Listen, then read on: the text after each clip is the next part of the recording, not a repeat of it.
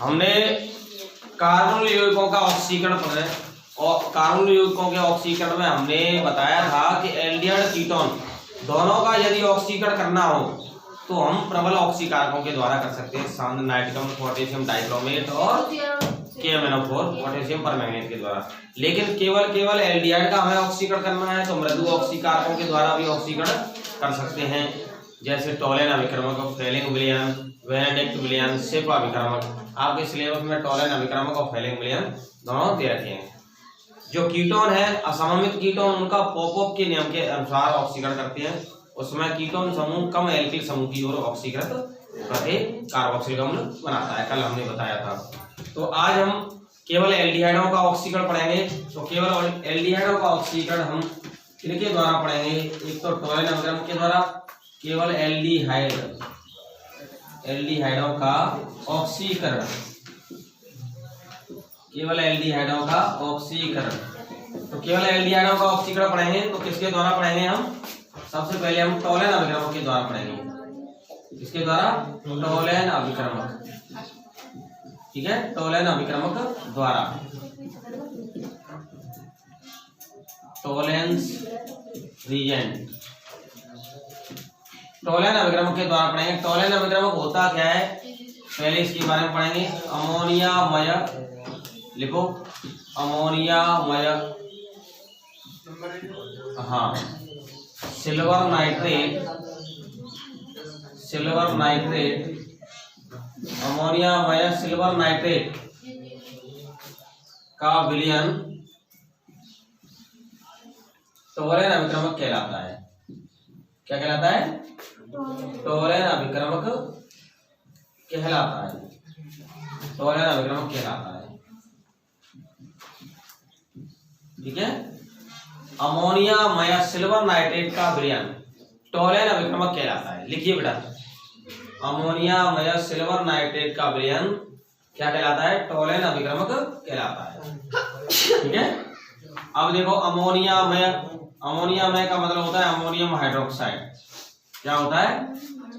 और silver nitrate का मतलब AgNO3। ये दोनों रिएक्शन करेंगे तो यहां से ये प्लस, ये माइनस, ये वाला प्लस और ये माइनस, तो AgOH बनाएगा, ONH4NO3 बाहर हो जाएगा, ठीक है। AgOH क्या है? सिल्वर हाइड्रोक्साइड, क्या है? Silver hydroxide, okay. ये सिल्वर हाइड्रोक्साइड AgOH है। इसको क्या करेंगे? इसके दो अणुओं को गर्म कर लेंगे तो Ag2O बन जाएगा और जल बाहर हो जाएगा। AgOH के कितने अणुओं को गर्म कर देंगे? दो अणुओं को गर्म कर देंगे तो Ag2O बन जाएगा। Ag2O को कहते हैं सिल्वर ऑक्साइड, क्या कहते हैं? Silver oxide. ये इसी को टोलेन अभिक्रमक बोलते हैं। क्या बोलते हैं? टोलेन अभिक्रमक, ठीक है। और इस टोलेन अभिक्रमक के साथ एल्डिहाइड टोलेन अभिक्रमक के साथ रजत दर्पण देते हैं। एल्डिहाइड टोलेन अभिक्रमक के साथ रजत दर्पण देते हैं। इनका साफ दिख रही है क्या इसमें? थोड़ी फीकी सी दिख रही है। और ये रजत दर्पण का वो, रजत दर्पण का मतलब चांदी का जो दर्पण होता है मिठाई के ऊपर, वैसा पॉलीथिन जैसी होती है। हाँ, एल्डिहाइड टोलेन अभिक्रमक, टोलेन अभिक्रमक के साथ रजत दर्पण देता है। क्या देता है? रजत दर्पण देता है। एल्डिहाइड टोलेन अभिक्रमक के साथ क्या देता है? रजत दर्पण देता है और कीटोन नहीं देता, कीटोन नहीं देता, कीटोन नहीं देता, ठीक है। तो ध्यान रखें, कीटोन रजत दर्पण नहीं देता है तो विभेद हो गया। चलो इसकी साधारण अभिक्रिया पढ़ लेते हैं। ये एल्डिहाइड का सूत्र हो गया RCHO, टोलेन अभिक्रमक का सूत्र हो गया Ag2O, ठीक है। और इससे क्या बनेगा? RCHO Ag2O से अभिक्रिया करेगा तो RCOOH बनेगा और इसमें 2Ag यानी ये सिल्वर का रजत दर्पण बनेगा। रजत दर्पण, चमकदार रजत दर्पण, रजत दर्पण बनेगा। ठीक है, कैसा बनेगा? चमकदार, चमकदार रजत दर्पण बनेगा। सिल्वर मिरर,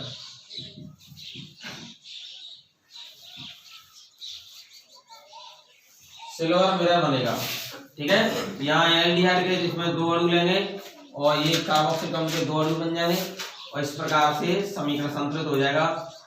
यहाँ एक ऑक्सीजन है, ये यहाँ पर आ जाएगा, 2Ag अलग हो जाएगा। अगर सॉरी यहाँ 2 अणु लेने की जरूरत ही नहीं है, वैसे ही बैलेंस हो रहा है। ठीक है, और देखो CHO में एक ऑक्सीजन यहाँ छोड़ दोगे तो COOH हो जाएगा, ऑलरेडी 2Ag अलग हो जाएगा, ऑलरेडी संतुलित हो रहा है। हाँ, तो यहाँ इसी तरह से ये संतुलित हो रहा है। तो एल्डिहाइड टोलेन अभिक्रमक के साथ क्या दे रहा है? रजत दर्पण। अब ये तो सिंपल अभिक्रिया है, जो कि इसमें एल्डिहाइड कार्बोक्सिलिक अम्ल में क्या हो गया? ऑक्सीकृत हो गया। क्या हो गया? ऑक्सीकृत। यहाँ टोलेन अभिक्रमक मृदु ऑक्सीकारक है। क्या है? मृदु ऑक्सीकारक, यानी सॉफ्ट ऑक्सीडाइजिंग एजेंट। यहाँ टोलेन अभिक्रमक क्या है? मृदु ऑक्सीकारक, यानी सॉफ्ट ऑक्सीडाइजिंग एजेंट। क्या है? Soft oxidising agent. और यहाँ पर एल्डिहाइड क्या है भैया? एल्डिहाइड अपचायक की तरह कार्य कर रहा है। किसकी तरह कार्य कर रहा है? अपचायक। और ये एल्डिहाइड अपचायक है, ध्यान रखना। और टोलेन अभिक्रमक मृदु ऑक्सीकारक। तो एल्डिहाइड अपचायक का व्यवहार करता है, क्योंकि ये अपचयन करता है। जिसका अपचयन कर देता है? टोलेन अभिक्रमक का अपचयन कर देता है। टोलेन अभिक्रमक एल्डिहाइड का ऑक्सीकरण कर देता है। ठीक है, ऐसे एक दूसरे का कार्य करते हैं। ये तो पता होगा कि अपचायक स्वयं क्या होते हैं? ऑक्सीकृत होते हैं। और ऑक्सीकारक स्वयं क्या होते हैं? अपचयित होते हैं। पता है ना? तो ये साधारण अभिक्रिया आपको मैंने जो बताई, तो ये बिल्कुल आपको समझ में आ गई होगी। एनसीईआरटी की बुक में किस तरह से दे रखी है उसको भी बता दें। पहले इसको लिख लो, आप जल्दी लिखिए। एनसीईआरटी की बुक में इस टोलेन अभिक्रमक को संकुल के रूप में दे रखा है। किसके रूप में दे रखा है? संकुल के रूप में दे रखा है। AgNH3 का होल ट्वाइस बड़ा कोष्ठक के ऊपर प्लस, उस संकुल के रूप में दे रखा है। और क्षारीय माध्यम में उसके साथ रिएक्शन होती है, तब रजत दर्पण बनता है और कार्बोक्सिलेट ऋणायन बनता है उसमें। ठीक है, लिखिए बेटा फटाफट इसको, जल्दी से लिखिए।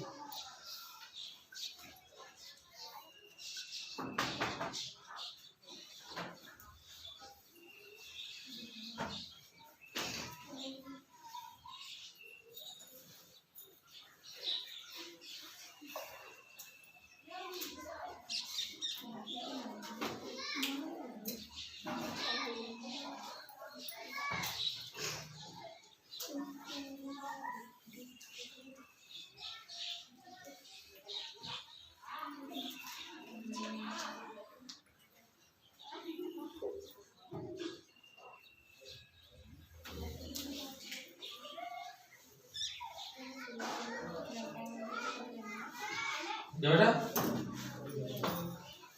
लिख लिया।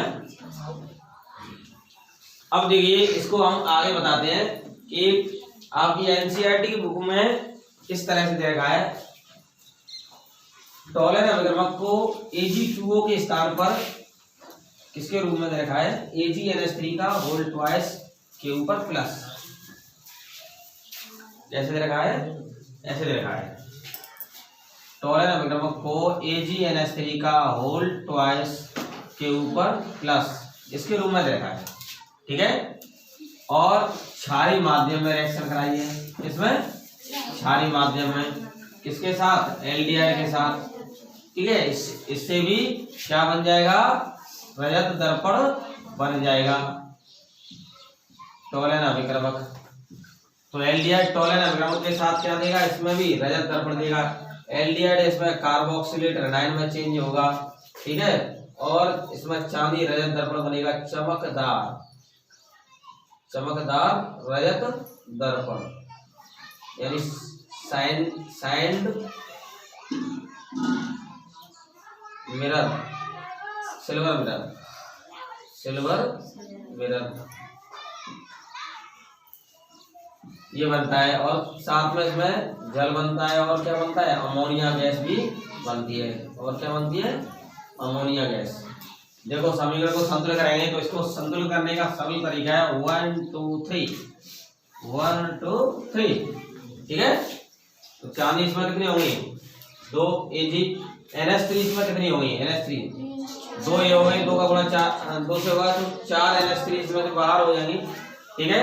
और जल के अणुओं को देखिए, ऑक्सीजन काउंट करो बेटा, ऑक्सीजन कितनी कितनी हो गई, यहाँ ऑक्सीजन हो रही है 3 और 1 4, यहाँ हो रही है 2 और 1 3, तो H2 से पहले 2 लगा दो, ठीक है, 2H2 हो जाएगा। अब समीकरण संतुलित हो जाएगा। हाइड्रोजन काउंट कर लेना, हाइड्रोजन कितनी होंगी, यहाँ पर 3 और 6 6 12, 12 और 3 15 और 1 16 हाइड्रोजन हो रही है। तो देखो 4 की 12 और 2 दूना 4, 4 और 12 16 हो गए। समीकरण संतुलित हो गया, लिख लो नीचे, अथवा करके आप इसको भी लिख सकते हैं। ये आपकी एनसीईआरटी बुक में दे रखा है, टोलन अवक्रमक क्षारीय माध्यम में। जो आपको पसंद आए वो रिएक्शन लेना, विशेषकर एनसीईआरटी की बुक की लिखना है ये वाली, क्योंकि एनसीईआरटी की बुक में ये रखा है आपको, तो यही लिखना है आपको, ठीक है। टोलन अवक्रमक ये इस संकुल के रूप में भी पाया जाता है, AgNH3 का होल ट्वाइस के ऊपर प्लस, ऐसे भी पाया जाता है। अब ये कैसे बना तुम ये पूछोगे ना, तो इसको मैं अभी बताऊंगा, बुक में नहीं बताया है ये कैसे बनता है।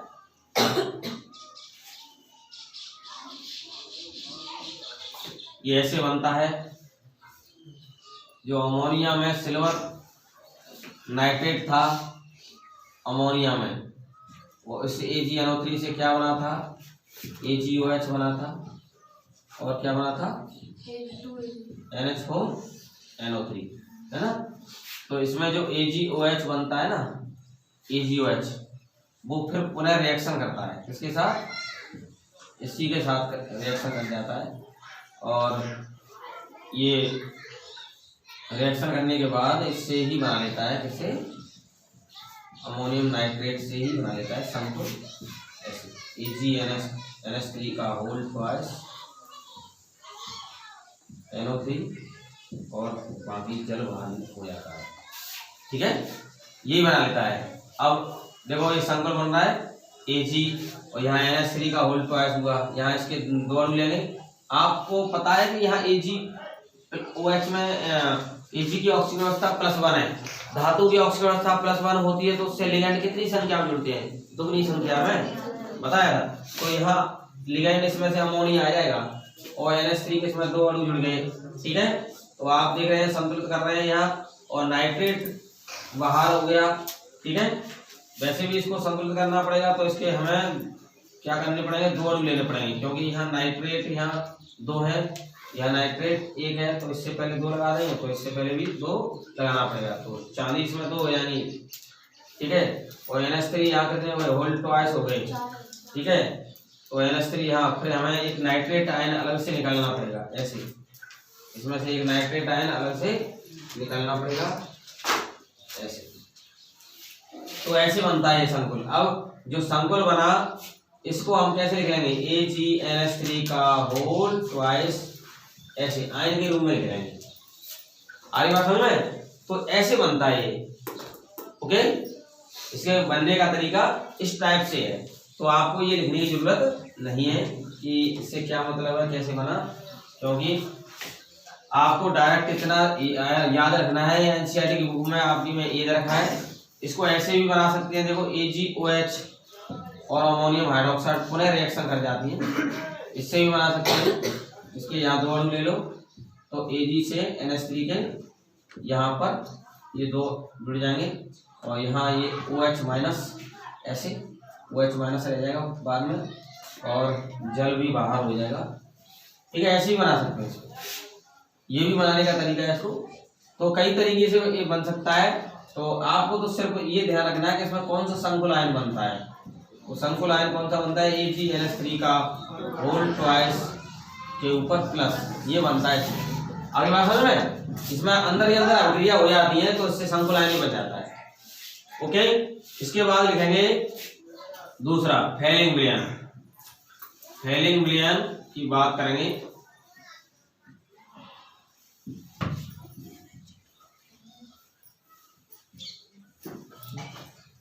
Fehling solution.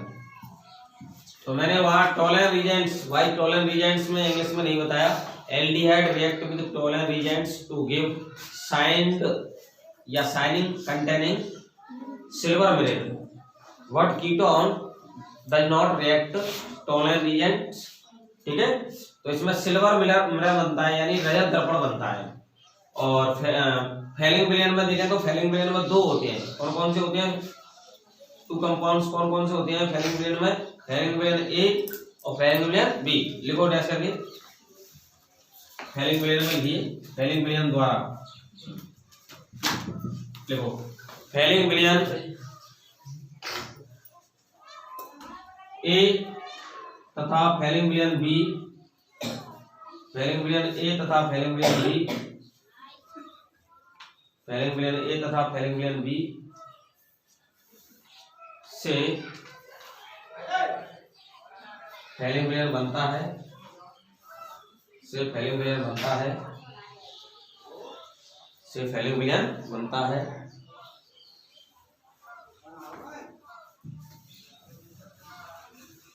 नीचे लिखो फेलिंग विलयन ए। फेलिंग विलयन ए क्या होता है? फेलिंग विलयन ए, ये सब प्रैक्टिकल में आएंगे बेटा। फेलिंग विलयन ए, कॉपर सल्फेट का जलीय विलयन, कॉपर सल्फेट का जलीय विलयन, कॉपर सल्फेट का जो जलीय विलयन है कैसे रंग का होता है? नीला रंग। Aqueous solution of copper sulphate, aqueous solution of copper sulphate ये कैसे रंग का होता है? ब्लू कलर का, ठीक है। ये क्या कहलाएगा? फेलिंग विलयन ये कहलाएगा, ओके, ऐसे लिख लो। और फेलिंग विलयन बी की बात करेंगे, फेलिंग विलयन बी, फेलिंग विलयन बी की बात करेंगे तो ये रोसेल लवण, रोसेल लवण, रोसेल लवण क्या होता है? Sodium potassium tartrate, tartrate, sodium potassium tartrate, ठीक है। टार्टरेट ऐसे लिखते हैं भाई, टार्टरेट, टार्टरेट, ठीक है। टार्टरेट, सोडियम पोटेशियम टार्टरेट का जो सॉल्यूशन है वो क्या कहलाता है? रोसेल लवण का NaOH के साथ निर्मित क्षारीय विलयन या क्षारीय विलयन, ओके भैया। ये क्या होता है? फेलिंग विलयन बी होता है, सोडियम पोटेशियम टेट्राएट, सोडियम पोटेशियम टार्टरेट, ठीक है। टार्टरेट यहाँ लिख लो यार, दिक्कत हो रही तो टार्टरेट, टार्टरेट ऐसे लिख लो, टार्टरेट, ठीक है। सोडियम पोटेशियम टार्टरेट का भाई टार्टरिक अम्ल का सूत्र क्या होता है? ये होता है ये इस तरह से, ये टार्टरिक अम्ल का सूत्र होता है, ठीक है। और सोडियम पोटेशियम टार्टरेट कैसा हो जाएगा? यहाँ से H हटा देंगे, ये सोडियम लगा देंगे, यहाँ पोटेशियम लगा देंगे, ये सोडियम पोटेशियम टार्टरेट हो गया, सोडियम पोटेशियम टार्टरेट, ठीक है। इसको रोसेल लवण कहते हैं। क्या कहते हैं? रोसेल लवण। आपकी बुक में इसका सूत्र नहीं दे रखा है, केवल नाम दे रखा है, ठीक है। तो यहाँ पर देखो ये दोनों प्रकार के जो विलयन है ना, इनको मिला देते हैं तो गहरा नीला रंग का विलयन बनता है। तो गहरे नीले रंग के विलयन में CuO बनता है। उपयुक्त दोनों विलयन यानी फेलिंग विलयन ए, लिखते जाओ साथ ही साथ, फेलिंग विलयन ए, हाँ बना लो, तथा बी को मिलाने पर गहरा नीला रंग डीपली ब्लू कलर का copper oxide CuO copper oxide CuO का विलयन बनता है, का विलयन बनता है, जो जिसे एल्डिहाइड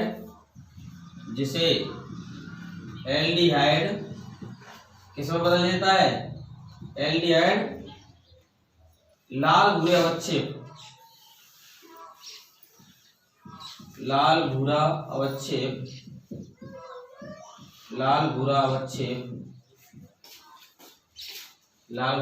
किसका होता है, क्यूप्रस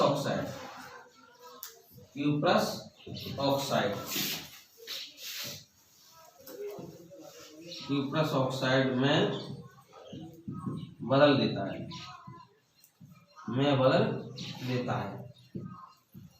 ठीक है। लाल भूरा अवक्षेप क्यूप्रस ऑक्साइड में बदल देता है। आगे बात समझ में, देखिए यहाँ पर ये जो CuO है, CuO बना कैसे, CuO के बनने की प्रक्रिया यहाँ पर कैसे है, पहले इसकी रिएक्शन लिख लेते हैं। आपकी बुक में तो इस तरह से बता दिया है, जैसे CuO को खरीदा है क्या, वैसे डायरेक्ट मतलब CuO का बनना नहीं बताया है, बनना बताना चाहिए ना, ये कैसे बना। देखो नॉर्मल रिएक्शन इस तरह से होगी, एल्डिहाइड की CuO के साथ रिएक्शन होगी तो RCOOH बनेगा और Cu2O बनेगा। अगर सारा रिएक्शन देखेंगे तो Cu2O बन रहा है तो इसके यहाँ पर 2 अणु लेने पड़ेंगे, इसी को फैलिंग विलयन कहते हैं। फैलिंग विलयन का सूत्र यही है CuO। अब ये CuO कैसे आ गया, इन दोनों पदार्थों की अभिक्रिया से आया CuO, अभी बता देंगे। तो पहले इसको समीकरण संतुलित कर लो, एल्डिहाइड किसमें कन्वर्ट हो गया, कार्बोक्सिलिक अम्ल में ऑक्सीकरण हो गया, और CuO का Cu2O में क्या हो गया, स्वयं का अपचयन हो गया, ठीक है। तो यहाँ ये समीकरण संतुलित हो गया। और ये कैसे रंग का है, क्यूप्रस ऑक्साइड, ये क्यूप्रस ऑक्साइड लाल भूरा रंग का अवक्षेप देता है। लाल भूरा रंग यदि याद नहीं हो तो कैसे याद रखोगे इसको, हैं? लाल भूरा रंग का अवक्षेप, भूरा लाल उल्टा कर दिए, हाँ, यानी रेड ब्राउन प्रेसिपिटेट बनता है इसमें। चलो लिख लो इसको फटाफट पहले, तब हम बात करेंगे आगे। लिखो बेटा,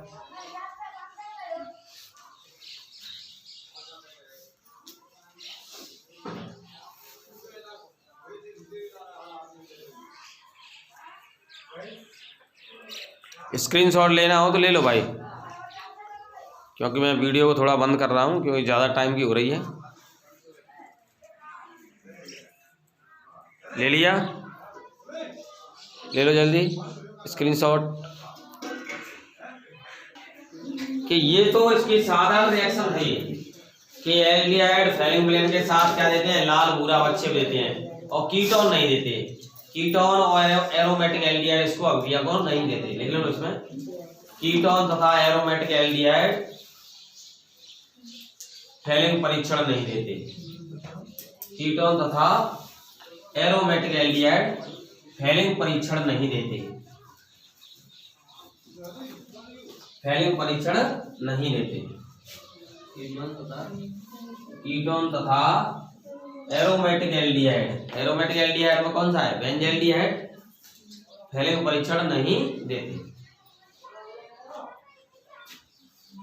देखो ये CuO का निर्माण कैसे हुआ, CuO, ये CuO मतलब कॉपर ऑक्साइड जो फैलिंग विलयन में हमने लिया था, इसका कैसे निर्माण हुआ फैलिंग विलयन में।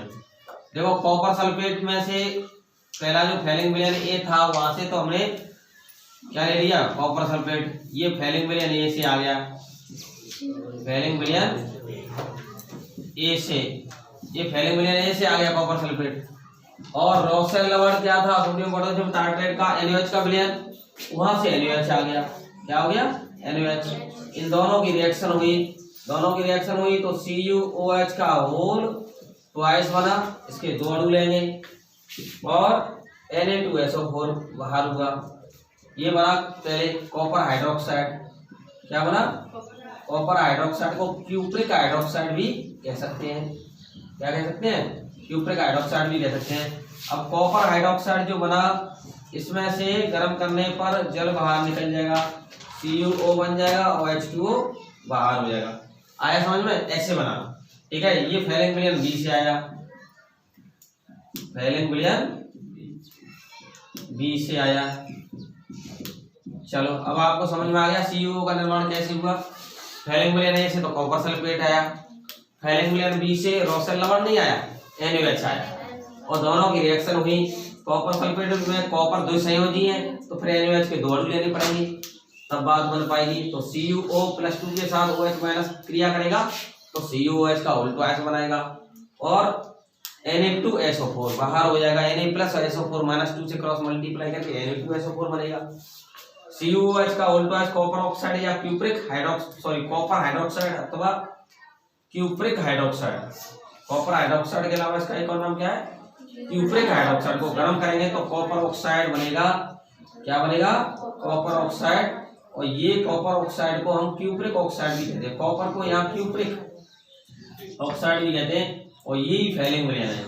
क्या है? यही फैलिंग विलयन है। लिख लो बेटा फटाफट इसको, ठीक है। वैसे लिख लो, नोट लगा कर लिख लो, नोट लगा कर लिख लो। ये CuO का निर्माण कैसे हुआ भाई, ये पता ही नहीं पड़ेगा कहां से आया CuO, एकदम टपक गया। तो ये आपको क्लियर आना चाहिए, क्योंकि विद्यार्थी पूछते हैं जब आप शिक्षक बनोगे बड़े होकर के, तो विद्यार्थी कई ऐसे टैलेंटेड आएंगे जो पूछेंगे सर ये CuO कहां से आया, कैसे आया। तो आपको ये बताना पड़ेगा। मैंने आपको बताया इस तरह से, हमारे गुरुजी ने बताया। हमारे गुरुजी मान सिंह सर थे, उन्होंने बताया। मान सिंह सर केमिस्ट्री के बहुत ही गजब शिक्षक थे। उन्हीं की देन है हमारी केमिस्ट्री आज। उन्होंने गुरु दीक्षा में ही दे दी कि आप पढ़ाओगे। हमारी क्लास नहीं, उन्होंने 5 क्लास, फिर उसके बाद उन्होंने मुझे सिलेक्ट कर दिया कि आप केमिस्ट्री में नंबर 1 होंगे, क्योंकि सारी कंसेप्ट क्लियर हम कराए और सर जी ने हमसे क्वेश्चन पूछे, उनके जवाब दिए हमने टाइम टू टाइम, तुरंत। तो तुरंत क्वेश्चन का आंसर मिल रहा है, तो इसका मतलब है परफेक्ट टीचर उन्होंने घोषित कर दी हमें। फिर तभी से उन्होंने कोचिंग का इस्तीफा दे दिया, फिर मैंने स्टार्ट कर दी कोचिंग, क्योंकि ज़्यादा उम्र हो गई, बुजुर्ग हो गए।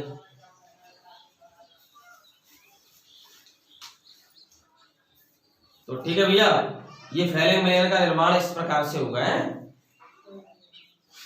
अब आपकी NCERT की बुक में किस तरह से दे रखा है, कॉपर ऑक्साइड में से 2 आयन बनेंगे Cu+2 और O-2। तो Cu+2 और NaOH में से OH- ले लिया है क्षारीय माध्यम में, उससे रिएक्शन करके क्या बनाया, कार्बोक्सिलेट एनायन बनाया, और Q+ ऑक्साइड लाल भूरा बटन का बच्चे बनाया है और जल बनाया है। तो NCERT की बुक में आपके में कैसे दे रखा है, ये आपने लिख लिया हो तो देखिए।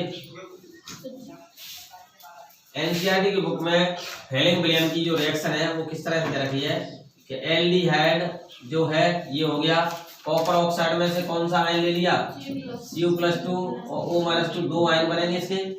भाई क्रॉस मल्टीप्लाई करेंगे तो +2 से O-2 कट जाएंगे। तो Cu+2 आयन जो है इसका, इसमें NCERT की बुक में केवल दे रखा है, और इस कॉपर आयन को फैलिंग विलयन कह दिया उसने। इसी को क्या कह दिया, फैलिंग विलयन। मतलब ये फैलिंग विलयन से आया है आयन, फैलिंग विलयन से आयन आया है। और कैसे रंग का है ये, गहरा नीला रंग का है। कैसा, गहरा नीला रंग का है आयन ये। Cu+2 ध्यान रखना, गहरा नीले रंग का आयन होता है। और क्षारीय माध्यम में रिएक्शन करेंगे और इससे क्या बनेगा, एक तो कार्बोक्सिलेट एनायन बनेगा और Cu2O बनेगा, Q+ ऑक्साइड ये बनेगा, Q+ ऑक्साइड। Q+ ऑक्साइड का कैसा रंग का बच्चे बनेगा, लाल भूरा रंग का बच्चे बनेगा, लाल भूरा रंग का अवक्षेप, यानी रेड ब्राउन प्रेसिपिटेट बनेगा Q+ ऑक्साइड, और साथ में क्या बनेगा, जल बनेगा। अब समीकरण को संतुलित करने का तरीका देखो, टॉलेन अभिक्रमक में तो 1 2 3 बताया, इसमें 1 2 5 है, 1 2 5 1 2 5, ये संतुलित करने का तरीका है 1 2 5। अब समीकरण को संतुलित कर लो, कॉपर यहाँ 2 है तो 2 हो गया, ठीक है। ऑक्सीजन यहाँ देखो काउंट करो, 5 ऑक्सीजन और 1 6 ऑक्सीजन हो गए, तो 2 ये हो गई, 1 ये हो गई, 3 और आपको 3 और जोड़नी है। तो देखो अब ऑक्सीजन कंप्लीट हो गई। हाइड्रोजन काउंट करो, हाइड्रोजन इधर कितनी हो रही है, 1 और 5 6 हाइड्रोजन हो रही है, तो 3 दूनी 6 हाइड्रोजन होगी। समीकरण संतुलित हो गया है। ध्यान रखना 1 to 5 फैलिंग मिलियन में 1 to 5 टॉलन में 1 to 3। चलो लिख लो इसको। तो एल्डिहाइड इसमें किसमें चेंज हो गया, एल्डिहाइड कार्बोक्सिलेटर 9 में चेंज हुआ है। तो एनसीईआरटी की बुक में आपको ये दे रखा है, तो आपको यही रिएक्शन लिखनी है फैलिंग मिलियन के साथ। एल्डिहाइड फैलिंग मिलियन के साथ लाल भूरा रंग का अवच्छेद देता है, किसका देता है, CO2 होगा। यही रिएक्शन लिखनी है। ऊपर की तो वो कंसेप्ट थी जो आपको मैंने बताई किस तरह से कंपटीशन में काम आएगी, अगर उसको भी लिख दोगे तो गलत नहीं होगा। ओके भैया।